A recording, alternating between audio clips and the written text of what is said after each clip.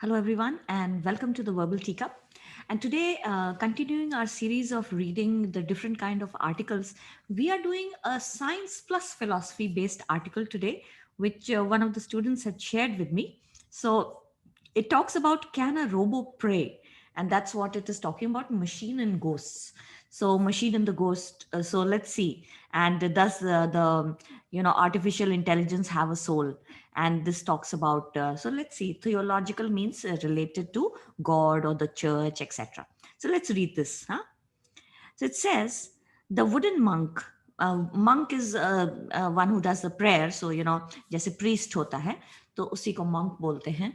So a sadhu kind of thing. So the wooden, so he's made of wood, a little over 2 feet tall, ambles in a circle, moves around in a circle. Periodically he raises a gripped cross. So periodically means time to time he raises a cross, जो Christians का होता है symbol. So he raises the cross and rosary is the mala that they wear जिससे वो जप करते हैं, so he raises the cross and the rosary towards his lips. So the cross is there in the chain, which has got beads. While praying, it is used for prayer. So he raises the cross over his lips and his jaw drops like a marionette. So his jaw drops like a marionette, and marionette is like a puppet. So puppet का जैसे jaw drop कर जाता है. So it's describing how this wooden machine kind of a thing, which looks like a human being, which looks like a small monk, is praying, and he's even kissing the cross, and uh, you know so affixing a kiss to the crucifix. Crucifix is the cross. And throughout his supplication, now supplication is bending down and bowing and praying. So pure time when he is bowing and praying, those lips seem to mumble. अब लगता है कि lips में बोल भी रहा है. It seems as if lips are speaking also, as if he is quietly uttering penitential prayers. So as if he's the wooden, this robo is also saying some prayers of penitence. Penitence means saying sorry to God, and God forgive me for my sins or something. तो ऐसा लगता है while he's doing the prayers, it seems as if he's a real monk, and he's putting the cross to his lips. He's kissing the cross. He has the beads of rosary, and जब वो kiss कर रहा है और जब वो pray कर रहा है, so it seems as if he's actually saying a prayer of forgiveness. And so as if he's uttering penitential prayers. And occasionally the tiny monk will raise his empty fist to his torso. So sometimes he just raises his fist and beats it, जैसे वो होता है ना पश्चाताप करने के लिए. तो like this, he's beating. His fist is the mutti and torso is your chest, so he's beating it on his chest. And his head is finely detailed, and उसका सर जो है उसमें भी बहुत डिटेलिंग है. It does not look like a real, it looks like a real person. A tawny chestnut, तो chestnut brown color का wooden है ना बना हुआ वो. So it is made of wood. It is of chestnut wood color, brownish color, and with a regal Roman nose, with a very striking, standing nose, and dark hooded eyes, and his eyes are overlapped with the so it seems as if he's a real human being. And his pate means his top of his head, is scraped of a even tonsure. Tonsure is when your head is shaved. So his head looks as if it is shaved, जैसे कि normal sadhu sannyasi and priest का होता है. So his head is shaved, and his eyes are, is the looks are actually of a monk. And for almost 5 centuries. So 5 centuries, you understand, 500 years, the carved clergyman means the monk, the priest, this carved person, he's made of wood, so he's carved out of wood, has made his rounds, wound up means he has been like an automaton. Automaton is a robo, so it's like chabi bhar ke by an ingenious, so this was made by some person, internal mechanism hidden under his carved Franciscan robe. So he's wearing French clergyman's robes. And the monastic robo makes his clockwork players. Clockwork, just like a clock. At time to time, when he's wound up by his key, he goes and makes his rounds and does his prayers. So that is what he had been doing for more than 5 centuries. And Today, his home is in the Smithsonian National Museum of American History in Washington, D.C. Now he's kept as a museum, piece. But before that, he resided in that distinctly un-Catholic city of Geneva. So before he came to Washington in the museum, he was in the city of Geneva. Now, Geneva, as we know, was not very much into churches and religion, so that's why un-Catholic city. His origins are more mysterious. So here they are saying that how he was created is also a mystery. Through similar divine automata have been so though similar divine automata, divine means related to god, so automata means robo, have been attributed to Juanello or Juanello, the pronunciation keeps changing, to Reano, the 16th century Italian engineer and royal clockmaker to the Habsburg. So this Italian engineer Turano actually has been famous for creating these kinds of robos in the 16th century of the Habsburg Empire. Now, Habsburg Empire was there in Europe, and part of it was Austria and Hungary, also parts of Slovakia, Slovenia, and Italian Empire was part of the Habsburg dynasty. So, there was this engineer called Turriano, and he was famous. He was a clockmaker. He used to make these big clocks for the royal family, and he was also a famous engineer, and he is known for his little robos that he used to create at that point of time. So following Philip II, sons the Philip II was the ruler of this Habsburg Empire, and following his recovery from an illness, the reverential means that king Philip II was very reverent, means he was very interested in the religion. He supposedly commissioned to Riano to answer God's miracle with a miracle of his own. So he said that God has done a miracle on my son, he has cured my son. So for God, I want you to create a robo, a miracle. It's like a, again, jaise aap bolte ho, it's like a miracle, something which is unbelievable. So something that I want to give to the church of God, a robo who will keep on praying to God all the time.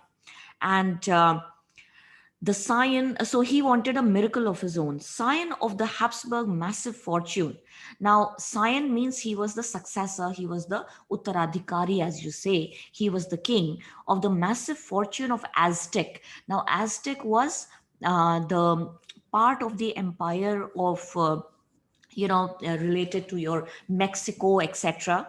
And Inca gold. Inca was the Peruvian empire in South America, and Inca rulers were very rich. So this guy, Philip II, was possessing the South American gold and empire, and therefore he was very strong. So he could give as much money as this engineer wanted to create all these things. Hammer against the Protestant English, and he was against the Protestant. Now see, Christianity is divided into two groups, Protestants and the Catholics. So this guy was he was a Catholic, he was against the Protestant church, and a patron of Spanish Inquisition. Philip, he was obviously Spanish when the Spaniards took up the empire, and he was part of that. Philip II was every inch a Catholic zealot. Zealot is one who follows his path with a lot of energy, with a lot of zeal. He's an avid follower of Christianity, the Catholic Christianity, whom the British writer and philosopher Chesterton described as having a face as fungus of leprous white and gray. So this guy Philip II was described by one of the British philosophers as his face was white as a fungus. Fungus is like you have your mushrooms and all. So this fungus white color means unhealthy white color, and leprous white and gray color ka uska face tha. Philip II का. So lepers is those who have the disease of leprosy. उनका skin white हो जाता है, unnatural. And so his skin was like that. That's what the philosophers describe him as. And overseeing his empire in the rooms, and his empire, the palace which had the rooms, the walls are hung with velvet that is black and soft as sin. So his walls, The walls were all velvet colored, covered with, not colored, black colored velvet se uska walls were covered, the curtains were made of black velvet, and black is considered to be a negative color, na? So the color of sin, because he obviously sinned, the wrongdoings, the immoral activities. He had taken up so much gold and he had so much money, so he used to do anything that he wanted to, although he was um, you know into Christianity also. But you know with all of that, maybe he was doing not a very good things. So it's a description that evokes similarly uncanny feelings. So uncanny means that's unnatural feeling, uncomfortable feelings for any who should view Turanio's monk. For one for one is inviolate rule about the robo. He's creepy, and just like the master who had ordered it, the Philip II, his robo was also very creepy. So the robo that was created was creepy, means he was like a ghost, and just like the king himself. Elizabeth King, an American sculptor and historian, notes that an uncanny presence separates it from its later automata. It is not charming. So later on, now Elizabeth King is another American sculptor. Sculptor is one who creates murtis and figures, and so he said that this robo, the monk robo that was there in the church, was very different from the other automata, means the other robos that were created. It is not charming, means it's not a good looking robo, and it is not a toy also. It engages even the 20th century viewer in a complicated and urgent way. So it catches the engages means catches the attention of even a 20th century. Now we know that robos are there and artificial intelligence is there, but still when we see the 16th century robo who's doing a prayer, he seems very crazy, like a ghost kind of a thing. And the late Spanish engineer Jose Garcia Diego is even more unsparing. So he is very critical. Unsparing means he's very critical. The device he wrote, the device means the monk, the robo he wrote, is considerably unpleasant. So he says it looks horrible, it's unpleasant. One reason for his unsettling quality is that the monk's purpose isn't to provide a simulacra. Simulacrum is like a simulation, it's not a copy of a prayer, but he actually tries to pray. The monk, the wooden robo, actually shows prayer, and that is crazy. That doesn't look good. So he's not Turanio's device isn't doesn't serve to imitate supplication. Supplication means bowing and praying. He's actually doing it, and he's not a mechanism depicting penitence. So he's not showing that he's sorry, he's actually performing it like a human being, and that's what makes it very scary looking. And despite his orthodoxy, now Philip II was very much into Catholic religion, Catholic Christianity. So he was orthodox, he's rigid in his thing, but he commissioned his clockmaker to commit a act of audacious liturgical daring. Audacious means something which is very daring, and liturgical is talking about it is a concept of praying in public. So public ke samne he wanted to put this robo, which is audacious, which is a very daring action for somebody who was supposed to be very very fanatic and a zealot of Christianity. How can he put a machine in front of God and to do the prayers and to copy a priest? And but he did that. And so to craft a machine to do the job of a monk, which still offers those prayers of thanksgiving 460 years after he was first wound. So even after 460 years of its creation, it still can give that thanksgiving wala prayer and all that kind of thing. It still does. The monk continues to make its offering on behalf of the life of a child who died in the 16th century. Turriano's miracle is ultimately an ingenious device. Ingenious, obviously, he's made it himself, so it's a clever device made cunningly. So it's he was a cunning engineer, and for all his movements seem almost supernatural. So the movements of that robo seem supernatural, means as if it is not real. And for all the monk's prayer appear as if uttered by eternal lips. So it feels as if the ghost is, or some god or ghost or something is saying the prayer through his lips. He's a machine of gears, coils, and levers. So obviously the gears and the levers inside, see, if you look inside a clock, it has got all circles and gears and which move, which make it move. Similarly, this robo also is made of levers and gears which keep moving after it is wound up. And but it seems as if God is speaking through himself, or maybe the ghost is speaking through himself, and that's why it looks crazy and scary. So of metal and wood. Automata, or at least story about them, matlab robos, or at least the stories about them, have a long history in mythology and ritual. Mythology means stories that have been there for a long time, but there is no historical proof. And ritual means the action of performing certain things while worship. So classical mythology is replete. Replete means it's full of stories. Narratives means the stories of artificial women and men. Artificial means these were created again like a robo. Figures such as Prometheus, Daedalus, Icarius are associated with the production of mechanical men. So these people of olden times, of Greek mythology, or even before that, they are supposed to have created mechanical men. Hellenistic means the Helen, the of that dynasty, and legends means the Greek Hellenistic Helen of Troy, and is talking about the Greek legends. They detail the pitfalls of synthetic life.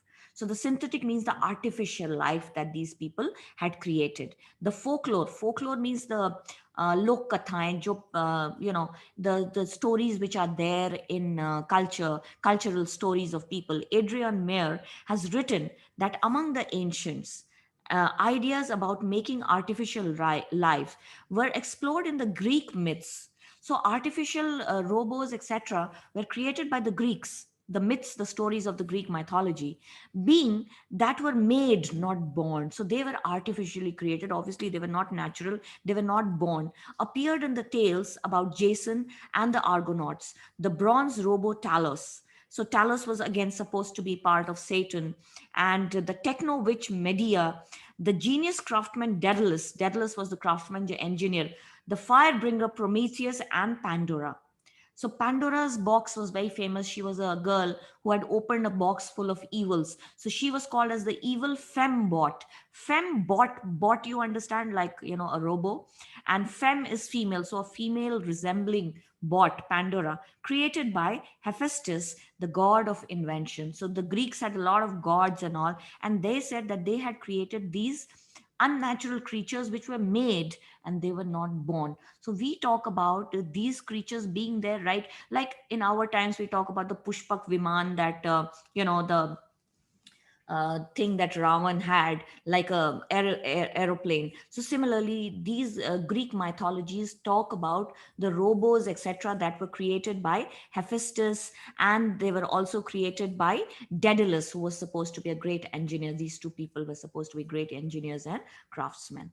So many mere details how by the Hellenistic age, simple automata means the simple robo had ritual imports such as do they machina. Now do they machina or machina basically means like an act of God. Suddenly everything becomes fine. Suddenly everything is okay if things are wrong. The divine presence in the stage, effects of Greek theater. So they were used in the Greek theater, like do ex machina means something which suddenly made everything right. So this was there in the theater of Greeks also. Later on, it was portrayed as stories and all. With some exceptions, this conception of automata means this idea and this creation of the robo and the biotechne. So biotechne preceded means the biological, the technicalities. Preceded means they were before the actual construction of robos, the real robots of our times, which legends about artificial life existing centuries before the accomplishment of Renaissance engineers as Turriano. So they are saying that Turriano was in the 16th century. So that was after Renaissance, after rebirth, after science became popular. But they are saying that these stories, which are about of the Greek mythology, talk about these automatons and these robos being created even before that. So we don't know whether it's reality or not. It's just part of mythology. There's no historical proof, but these are parts of the stories that are there. So it's a very nice article. And so I'll share the link. You can read the rest yourself. It's quite interesting. I also, enjoyed reading it for you and explaining it for you. I hope I've made it easy for you, and now you can continue it yourself. So I'll be coming very soon with the new articles with the words that we do. Thank you very much. Bye bye for now.